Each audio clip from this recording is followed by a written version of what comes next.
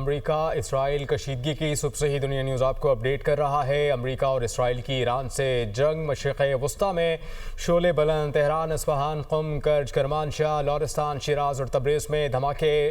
امریکی اسرائیلی حملوں میں پاسداران انقلاب کے کئی سینئر کمانڈر اور سیاستدان جاں بحق ہوئے۔ رائٹرز کی جانب سے یہ دعویٰ کیا گیا، اس سے پہلے ہی ہم نے یہ خبر آپ کو دی تھی کہ ایران کے وزیر دفاع اور اہم کمانڈر جو ہیں اس اسرائیلی جارحیت میں جاں بحق ہو چکے ہیں۔ ایرانی سپریم لیڈر آیت اللہ خامنائی اور صدر مسعود پزشکیان بھی محفوظ مقام پر منتقل کیے جا چکے ہیں۔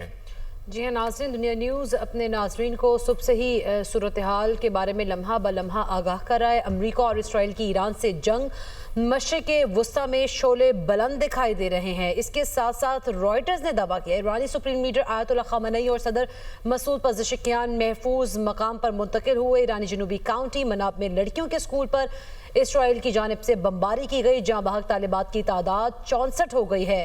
ایرانی حکام نے تصدیق کر دی ہے۔ صہیونی فورسز نے تہران میں حکومتی مراکز اور صدارتی محل کو نشانہ بنایا۔ اسرائیل نے ایران کے مہرآباد ایئرپورٹ کو بھی نشانہ بنایا۔ فارس نیوز ایجنسی کے مطابق اسرائیل نے ایران کے 30 مقامات کو نشانہ بنایا ہے۔ 7 میزائل صدارتی محل اور سپریم لیڈر خامنئی کے کمپاؤنڈ کے قریب گرے ہیں۔